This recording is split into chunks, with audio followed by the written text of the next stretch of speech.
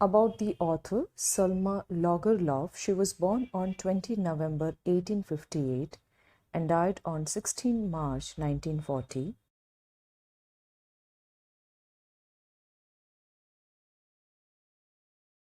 Selma Lagerlöf was a Swedish writer whose stories have been translated into many languages.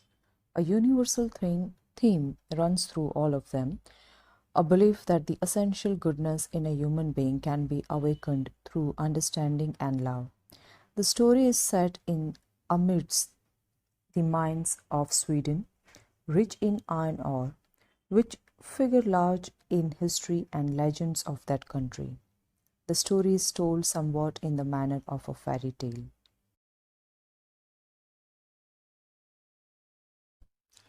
The theme of the story upholds the belief that the essential goodness of a human being can be awakened through love and understanding.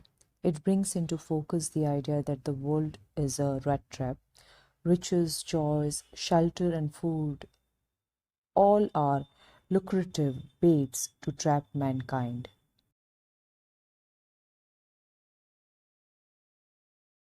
The title of the story is a metaphor to highlight the human predicament. Just as a rat is fooled by a bait and gets trapped, most human beings are likely to fall into the trap of material benefits. The setting of the story is set amidst the mines of Sweden, rich in iron ore, which figure large in the history of that country. The story is told somewhat in the manner of a fairy tale.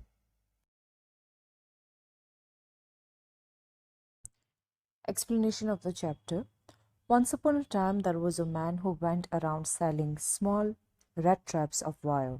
He made them himself at odd moments from the material he got by begging in the stores or at the big farms. But even so, the business was not especially profitable, so he had to resort to both begging and petty thievery to keep body and soul together. Even so, his clothes were in rags, his cheeks were sunken, and hunger gleamed in his eyes. Now, in the chapter, Rattrap Sailor is also known as a tramp, vagabond, stranger, or a paddler. The life of the Rattrap Sailor was very sad and boring. He was homeless and slowly, with heavy feet, he walked along the road, lost in his own thoughts. But one day he got lost in a series of thoughts which he found very interesting. He had naturally been thinking of his rat traps when suddenly he was struck by the idea that the whole world about him, the whole world with its lands and seas, its cities and villages, was nothing but a big rat trap. It had never existed for any other purpose than to set baits for people. It offered riches and joys, shelter and food, heat and clothing, exactly as the rat trap offered cheese and pork. And as soon as anyone let himself be tempted to touch the bait, it closed in on him, and then everything came to an end. Bait in the chapter, it means food that is placed on a hook to trap a rat, but here it is referred to the comforts of life which is offered to trap someone.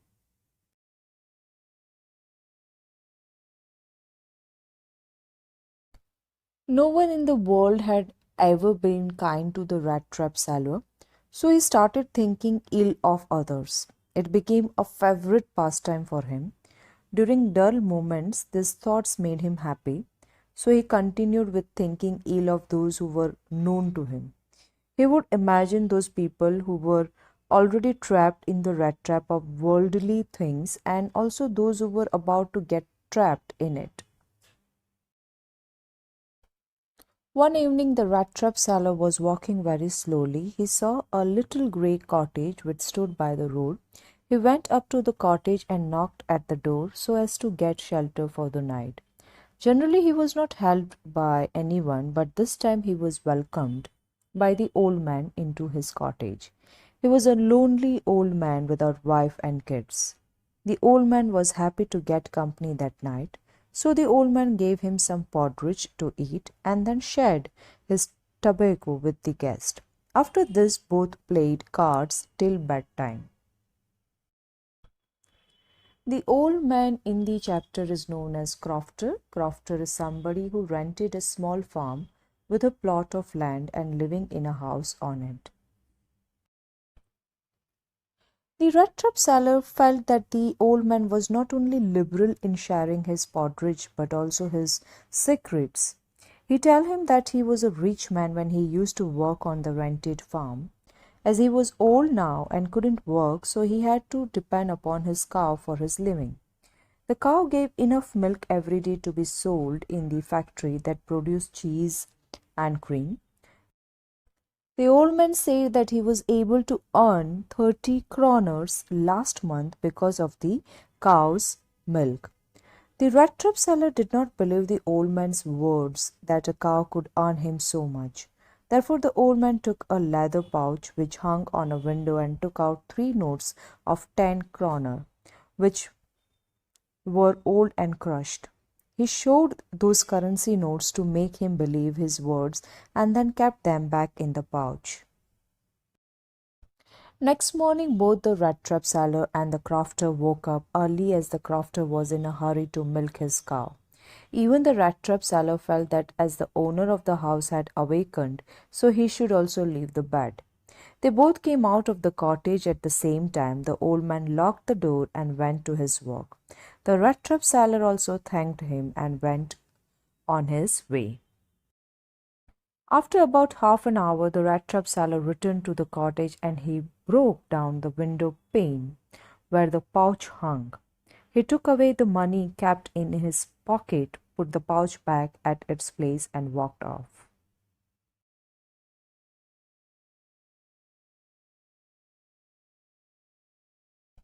The paddler was quite happy as he had money in his pocket. He then thought of walking through the forest as it was unsafe to walk on the highway because he feared being caught. So initially it was not difficult to walk through the forest, but later on it got confusing for him as he forgot his way. He tried hard to walk in the right direction, but in vain as he found himself at the same place again and again. At this point of time, he started thinking that now he himself was caught in the trap of the world, just like other people. He was fooled by the bait of money which he had stolen from the old man's house. The forest seemed like a prison full of trunks and branches. It was like an impassable prison. Impassable means incapable of being passed over or crossed something.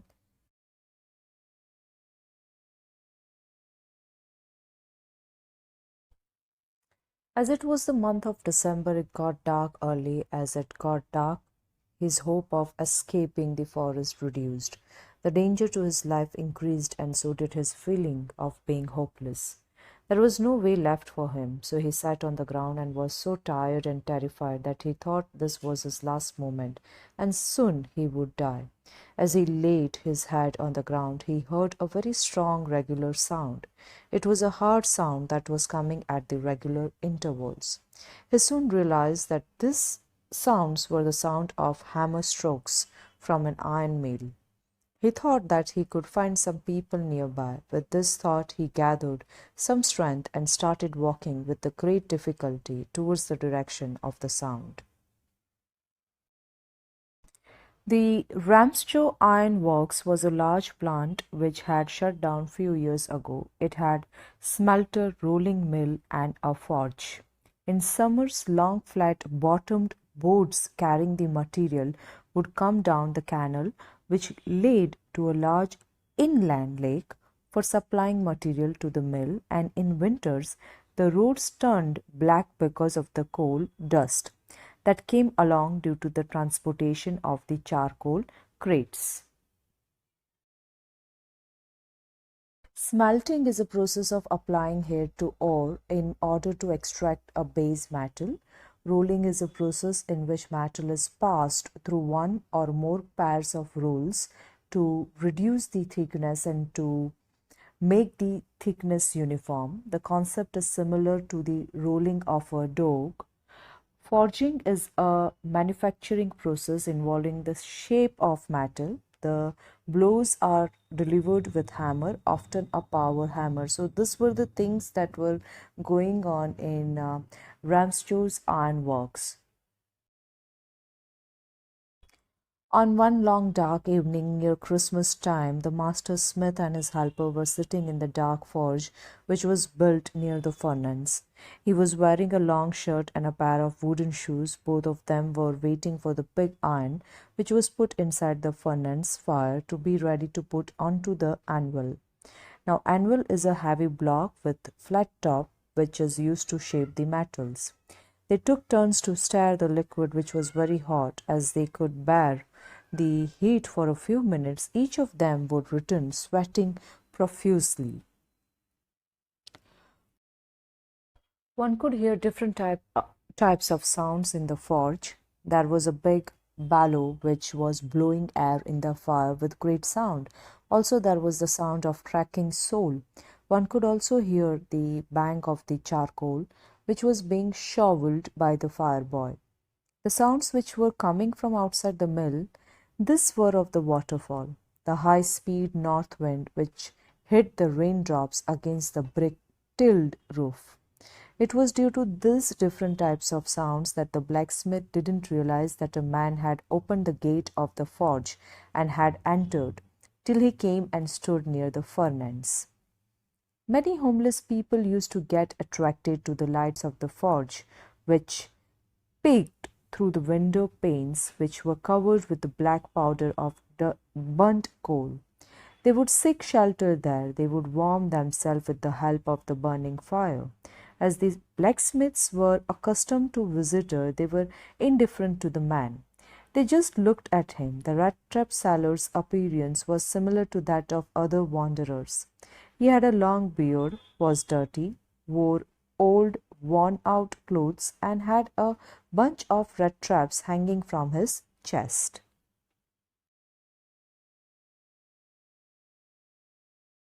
The peddler tried to seek permission from the blacksmith so that he could stay in the forge for a night. He allowed the peddler with an arrogant consent by just nodding and didn't say a single word to him. The peddler also said nothing because his main aim was to warm himself and sleep. The owner of the Ramschow iron mill in those days was a very ambitious person whose aim was to sell only the finest iron into the market. Therefore, he used to keep a check on the workers both during the night and the day. The owner was on a night inspection visit when the peddler entered the forge. Unlike the blacksmiths, the ironmaster at once noticed the peddler, who was sitting so close to the furnace that steam was coming out of his torn clothes. He not only went near him but also removed the wanderer's hat that was bent to one side so that he could see the man's face clearly. When the ironmaster took off the peddler's hat, he mistook him as an old acquaintance, Niels Olaf.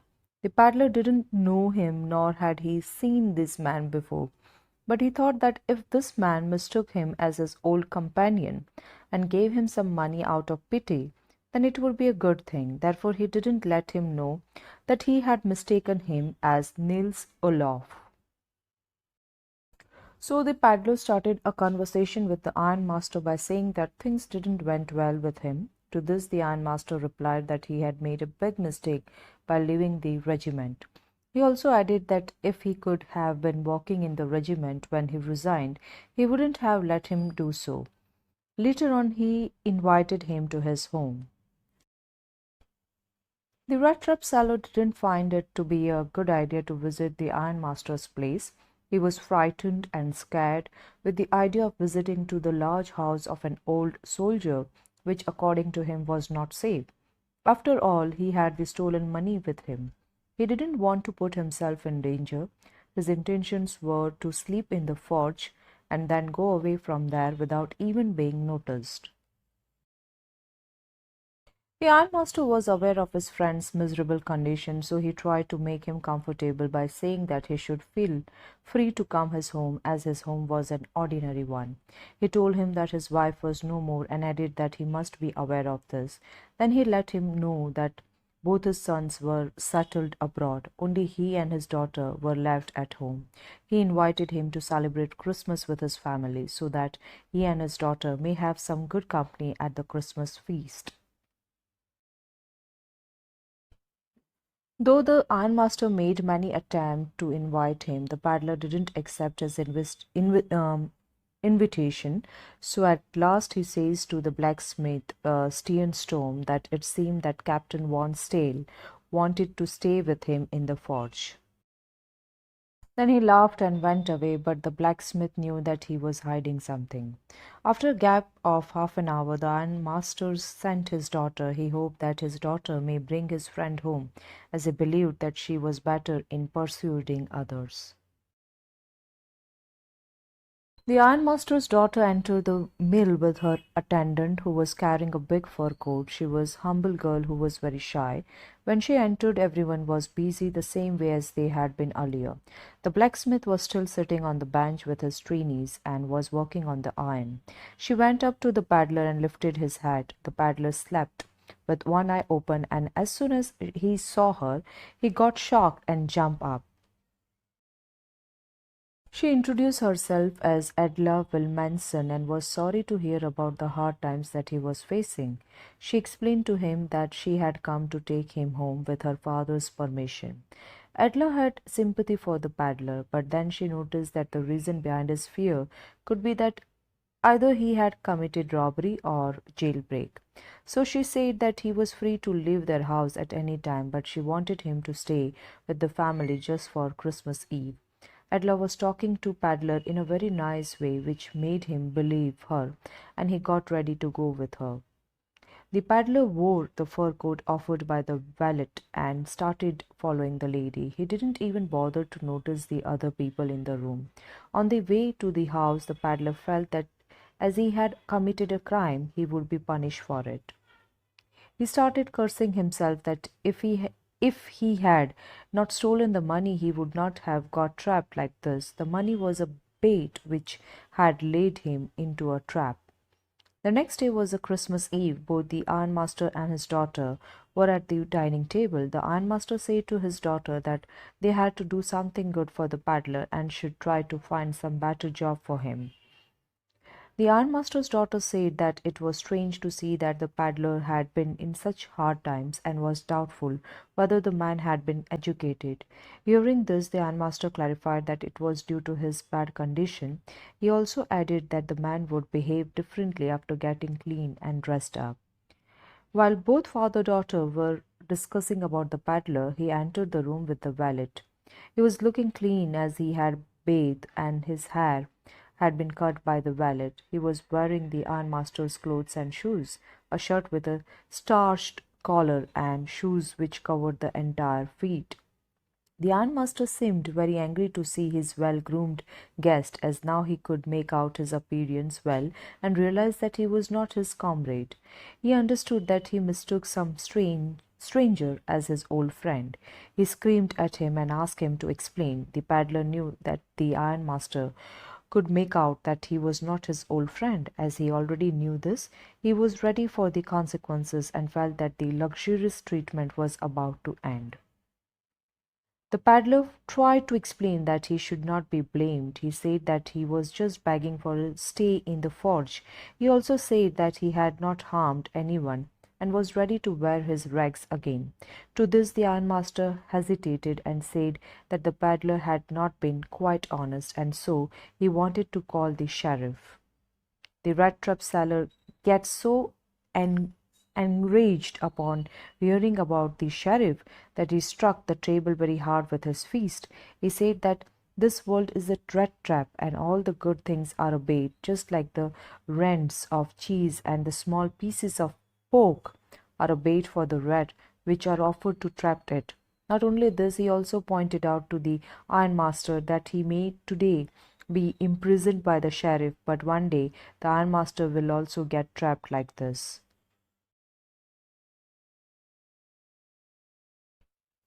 The ironmaster didn't like the paddler's words and decided not to call the sheriff. He asked the paddler to leave at once. The ironmaster's daughter stopped the paddler. She wanted to help the poor fellow. Since morning she was planning how she could make the paddler's day happy on the occasion of Christmas. Therefore she went against her father's will and stopped him by closing the door.